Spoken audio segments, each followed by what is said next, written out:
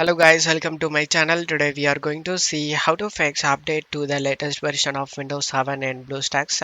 Let's fix it guys. You just need to check my video description for this link. Now go to search menu and type run. Click on open it. Type fms info 32 and click on OK. This comes up system information. System type you can able to see your system bit. Now after knowing your system bit, let's close stuff here and check my video description. Here you can able to see the link under what to download. For 64-bit systems you just need to download this link.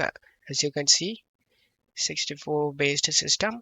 For 32-bit system you just need to download Windows 7 Service Pack 1, the version. Select the download option next to it.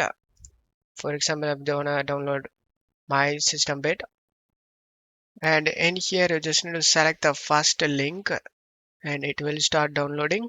As you can see, after getting download done, you just need to double click on this downloaded update and update it over Windows 7.